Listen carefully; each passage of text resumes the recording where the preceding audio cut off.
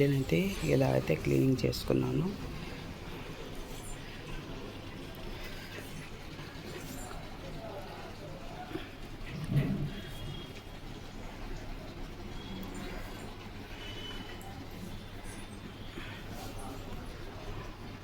Hall work అయితే మనకు ఇలా క్లీనింగ్ అయిపోయిందండి.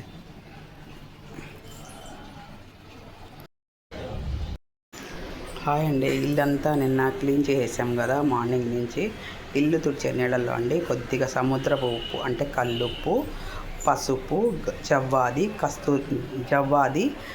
కొద్దిగా పచ్చకర్పూరం వేసి ఇల్లు తుడవండి. మనకు దేవాలయంలోకి వెళ్తే ఎలా ఫీలింగ్ ఉంటుందో అంత మంచి ఫీలింగ్ ఉంటుందండి. చాలా బాగుంటుంది. నేనైతే పనులు అనేది స్టార్ట్ చేశాను. పులుసనమ్ము, పొంగలి, పిల్లలకి పాలు. వంటింటి దగ్గర పని అక్కడ జరుగుతూ ఉంటుంది. వంటింట్లో జరుగుతుంటుంది. ఇక్కడ మనమైతే పటాలంతా క్లీన్ చేస్తాం. అమావాస్య అయిపోయిన తర్వాత రెండో రోజు కానీ మూడో రోజు కానీ ఖచ్చితంగా అయితే పటాలని తుడుచుకోండి. ఎందుకంటే అమావాస్యకి పటాలలో ఉండే కొద్దిగా శక్తి అనేది తగ్గుతుందండి. దానివల్ల పటాలు అనేది కొద్దిగా క్లీన్ చేసుకోండి. పటాలు కానీ విగ్రహాలు కానీ ఇవంతా క్లీన్ చేసుకునేసి పసుపు కుంకుమలు అనేది పెట్టుకోండి. నేనైతే ఇలాగే చేస్తానండి.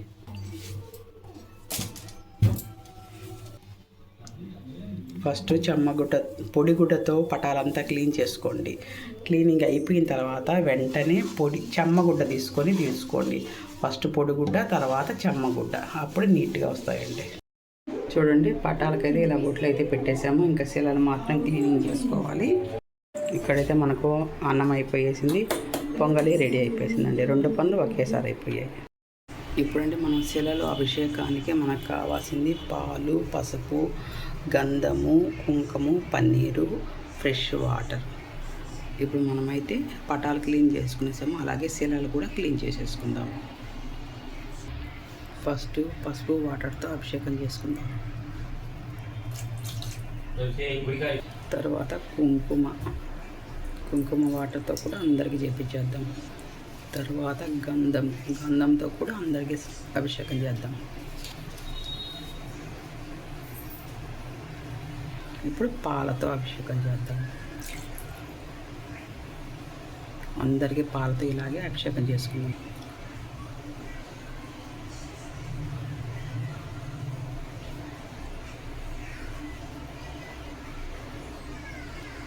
అన్ని విగ్రహాలు మన దగ్గర ఏమేమి విగ్రహాలు ఉన్నాయో అందరికీ, వినాయకుడికి, సాయిబాబాకి, లక్ష్మీదేవికి, అన్నపూర్ణేశ్వరికి, సుబ్రహ్మణ్యేశ్వర స్వామికి, వెంకటేశ్వర స్వామికి, లక్ష్మీదేవికి అందరికీ అనేది ఇలా పాలతో అభిషేకం చేసేసుకుందాం.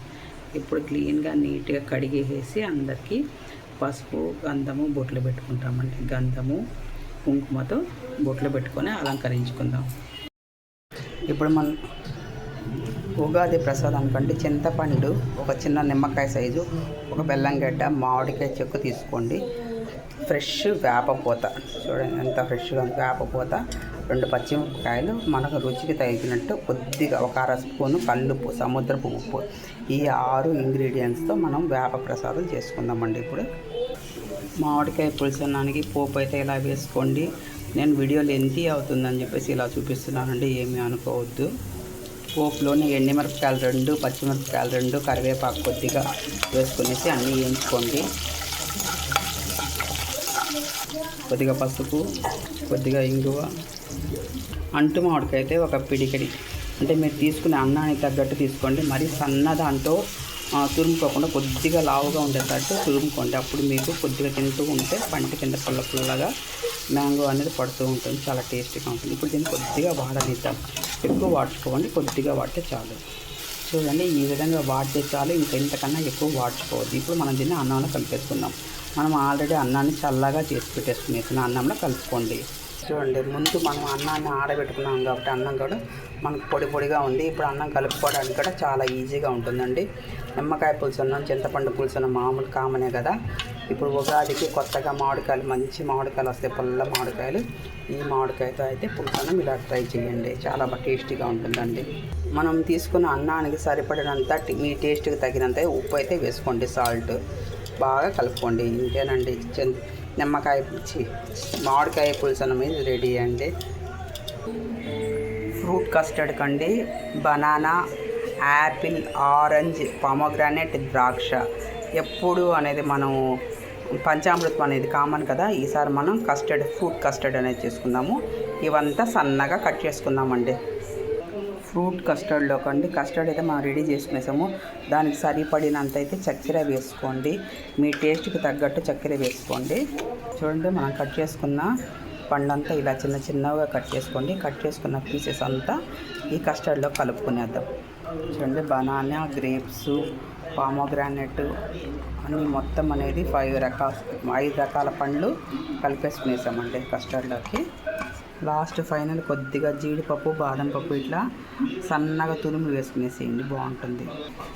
చూడండి, మనం చేసుకున్న వేప ప్రసాదము ఇలా అయితే రెడీ అయింది. చాలా టేస్టీగా వచ్చిందండి. మామిడికాయ నేనైతే తురిమి వేశాను, మీరు కూడా ఇలా ట్రై చేయండి. హాయ్ అండి, ఈరోజు ఉగాది కదా, ఉగాదికి మేమైతే ఇలా సెలబ్రేషన్ చేసుకున్నాము. మీరందరూ ఎలా చేసుకున్నారో మాకు కామెంట్ రూపంలో తెలియజేయండి. మేము దేవుడికి పెట్టిన పూలు అండి రాధా మనోహరం పూలు, చాలా సూపర్గా ఉన్నాయండి. ప్రతి ఇంట్లో ఉండాల్సిన ప్లాంట్ ఇది. ఓకే అండి, వీడియో లెంత్ అయిందండి, సారీ. స్పీడ్ మోడ్లో అన్న పెట్టుకొని ఫుల్ వీడియో చూడండి, చాలా బాగా వచ్చింది. Thank you very much.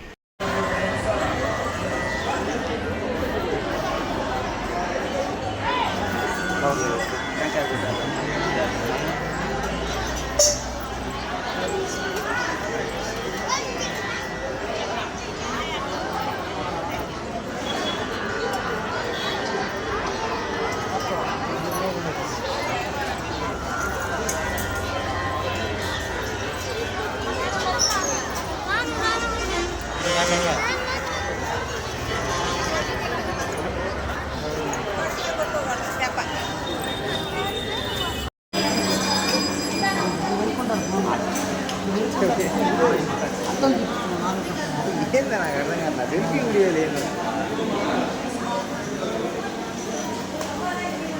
ఇంకా పూయబడతారు